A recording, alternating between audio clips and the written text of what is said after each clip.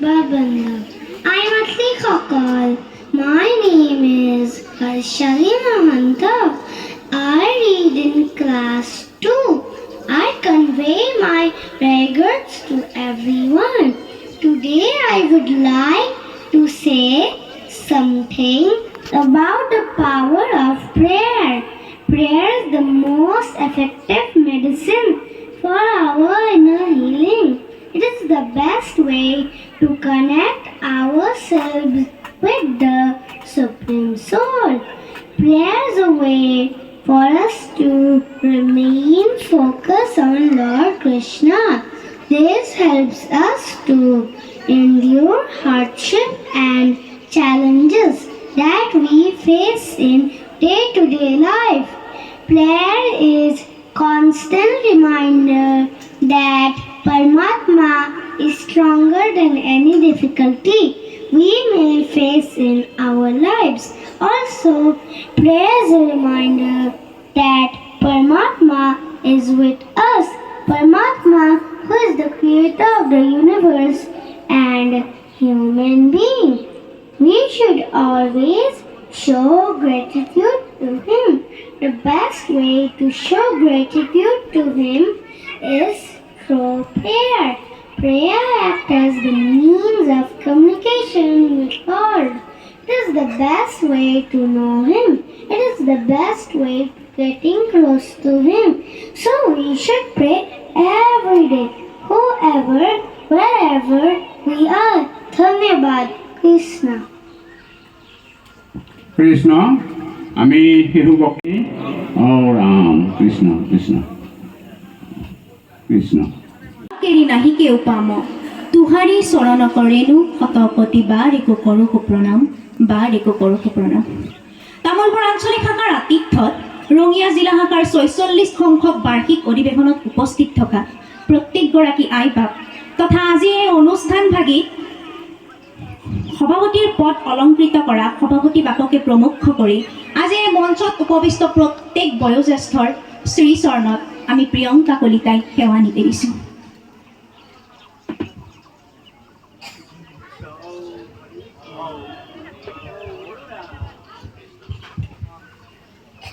আশা কৰোঁ আপোনালোক সকলো কুশলে আছে।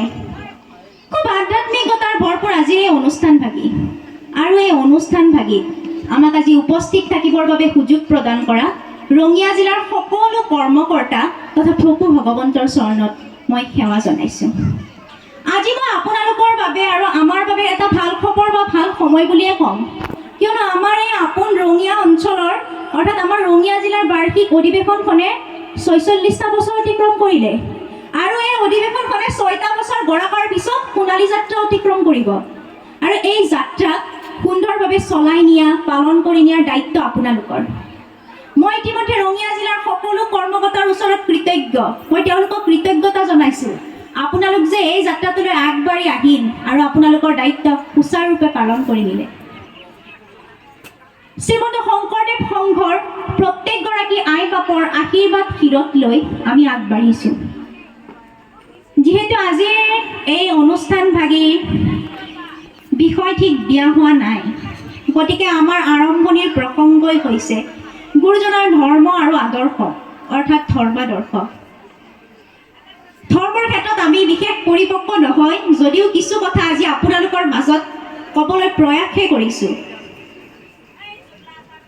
এতিয়া আমাৰ কথা হ'ল ধৰ্ম।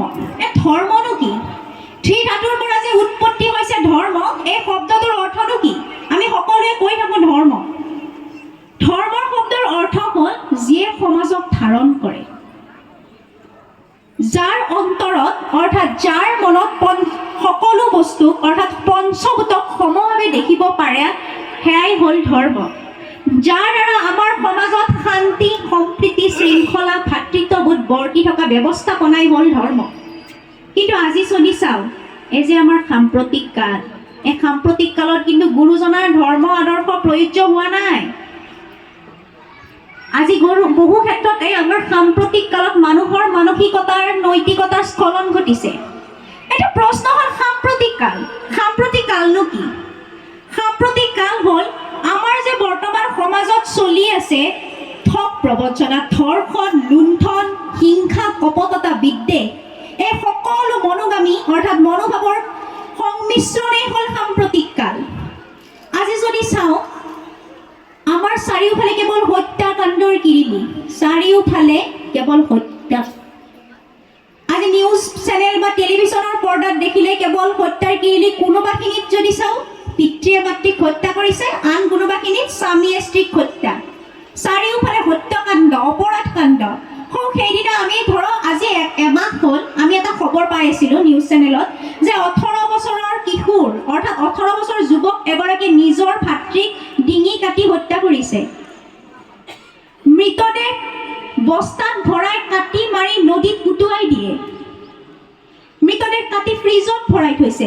মানুহৰ নৈতিকতাৰ স্খলন ইমান বেছি বেয়া পৰ্যায়লৈ ঘটিছে, তাৰ পৰা যে তেওঁলোক উদ্ধাৰি অহাৰ উপায় অৱলম্বনেই কৰিব পৰা নাই।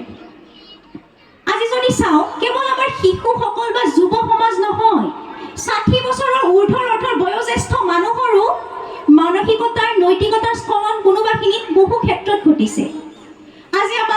আজি আমি যিহেতু মই আমি বুলিয়ে ক'লোঁ, ময়ো যিহেতু এগৰাকী যুৱতীয়ে, আমি নিজে অৰ্থাৎ আমি নিজৰ মনোভাৱেৰে বাহিৰলৈ ওলাই যাব নোৱাৰোঁ। নিজৰ মনৰে আমি বাহিৰলৈ ৰাজপথে ওলাই যাব নোৱাৰোঁ। ভয়, কিহৰ ভয়? আমি যেন জীৱটো যেন টোপোলা বান্ধিহে লৈ ফুৰিব লগা হৈছে। আজি মহিলাসকল আছে, আই মাতৃসকল আছে, তেওঁলোকে সোণৰ অলংকাৰ পৰিধান কৰি ৰাস্তালৈ ওলাই যাব নোৱাৰে। চিলনী চোৰৰ উৎপাত। এই যে মানুহৰ মানসিকতা, এই যে নৈতিকতা ইমান বেয়া পৰ্যায়লৈ স্খলন হৈছে, তাৰ পৰাই কিন্তু মানুহে উদ্ধাৰ হ'ব পৰা নাই। জাতীয় চেতনা, ধৰ্মীয় দৰ্শন, একশৰণ হৰিনাম ধৰ্মৰে মহাপুৰুষ শ্ৰী তিস্কাৰ হৈ যোৱাটো আমাৰ বাবে এক চিন্তনীয় বিষয়। আমি ক্ষেত্ৰত আমি কি কৰিব লাগিব?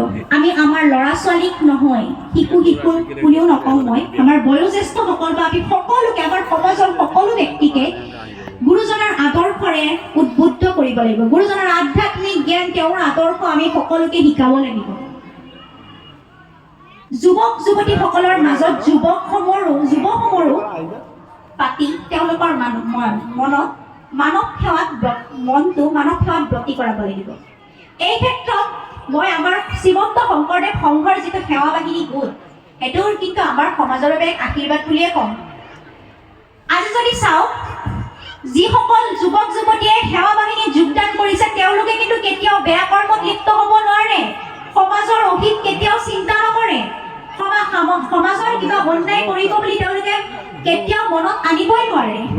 যিহেতু মই সেৱা বাহিনীৰ এগৰাকী সেৱিকাই, গতিকে এইখিনি কথা বহু ক্ষেত্ৰত মই মৰ্মে মৰ্মে উপলব্ধি কৰিছোঁ। কিন্তু এইমাত্ৰ আমাৰ BTR-ৰ অধ্যক্ষ কাতিৰাম বৰাদেৱে মই বাগবৰা জনাই কৈ গ'ল, তেওঁলোকৰ যিটো বাক্সা জিলাৰ সেৱা বাহিনীৰ কথা তেওঁ কৈ গ'ল। এই সেৱা বাহিনীৰ আদৰ্শ সকলোতে এনেদৰে ব্ৰতী হ'ব লাগিব। তেওঁ আজি আমাৰ যিদৰে কৈ গ'ল, ময়ো এগৰাকী সেৱা বাহিনীৰ সেৱিকা হিচাপে গৌৰৱান্বিত। কিন্তু আজি যদি চাওঁ, আমাৰ এই এছাম সেৱা বাহিনীৰ মাজত কি হৈছে, ৰাগী আৰু দ্ৰব্যৰ আসক্তিটো বৰকৈ বাঢ়িছে। কথন শৈলী সেৱা বাহিনীৰ ভালকৈ উঠা নাই। তেওঁলোকৰ মনত আজিকালি কি হৈছে, বিভেদকামী মনোকামী চিন্তাধাৰণা হৈছে, দয়া, ক্ষমতা, পৰোপকাৰ গুণ নাই। সেইকাৰণে কেতিয়াবা কোনোবাখিনিত কয়, এই সেৱা বাহিনীৰ উদ্দেশ্য কেৱল অধিৱেশনখন আহিলেই নেকি? অধিৱেশন আহিলে কৃষ্ণ বুলি কয়, অধিৱেশনত যিখিনি কাম আছে কৰিলে, তাৰপিছত অধিৱেশন শেষ, তেওঁলোকৰ সেৱাৰ মনোভাৱো গুচি গ'ল। কিন্তু আমি যদি চাওঁ, সেৱা বাহিনী অৰ্থাৎ প্ৰকৃত অৰ্থত সেৱা বাহিনী হ'ব যদি তেওঁলোকৰ অন্তৰত দয়া, ক্ষমতা, মমতা, ক্ষমা কৰি দিব পৰা গুণ আৰু অন্যায় নকৰা গুণ বৰ্তি থাকে।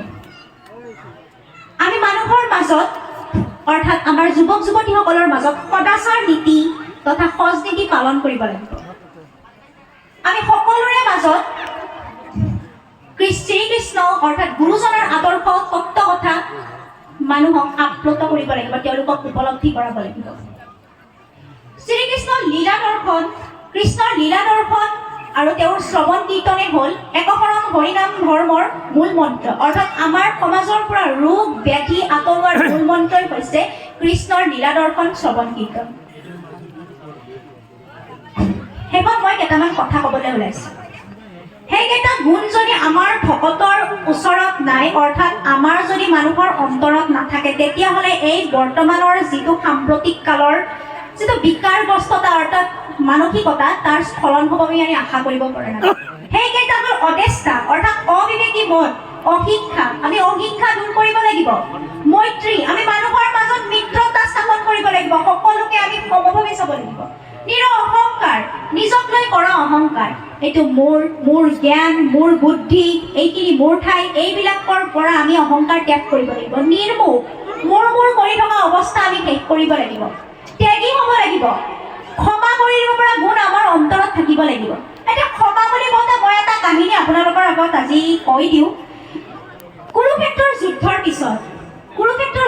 পিছত অৰ্থাৎ যিদিনা দুৰ্যোধনৰ উৰুভংগ হ'ল, সেই নিশা কৌৰৱে অশ্বত্থামাক সেনাপতি বৰণ কৰিছিল।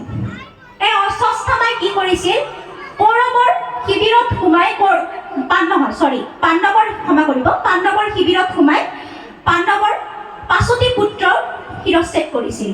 তেতিয়া অৰ্জুনে অশ্বত্থামাক ধৰি আনি দ্ৰৌপদীৰ আগত গতাই দিলে আৰু তেওঁক শাস্তি বিহিব ক'লে।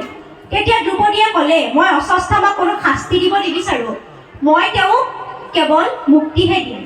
কিয়নো দ্ৰৌপদীয়ে কৈছিল, মই মোৰ 5টি পুত্ৰৰ মৃত্যুত যিমান সুখ পাইছোঁ তাতকৈ সুখ দ্ৰোণীয়ে অৰ্থাৎ অশ্বত্থামাৰ পত্নী অৰ্থাৎ অশ্বত্থামাৰ মাতৃ দ্ৰোণাচাৰ্যৰ পত্নীয়ে সমানে দুখ পাব। গতিকে অন্য এটা ভুল কৰাৰ মানসিকতা মোৰ নাই। এই যিটো ক্ষমা, এই ক্ষমা আমাৰ অন্তৰত থাকিব লাগিব। তেতিয়াহে আমি গুৰুজনাই কল্পনা কৰা অৰ্থাৎ গুৰুজনাই সৃষ্টি কৰিব পৰা বিচৰা আমি সমাজখন পাব পাৰিম। ত্যাগী হ'ব লাগিব, আমি ত্যাগ কৰিব পাৰিব লাগিব। লোভ, মোহ, কাম, ক্ৰোধ আমি সকলো ত্যাগ কৰিব লাগিব। ভগৱন্তক আমি সমস্ত কথা অৰ্পণ কৰিব পাৰিব লাগিব। আমি সকলো মানুহ সদাচাৰ আৰু সজনীতি হ'ব লাগিব। সৰুৰ পৰাই যদি আমি এইখিনি কথাৰ ওপৰত শিক্ষা লাভ কৰোঁ, তেতিয়াহ'লে আমি গুৰুজনাই বিচৰা অৰ্থাৎ গুৰুজনাই সৃষ্টি কৰিব খোজা আমি সমাজখন পাম।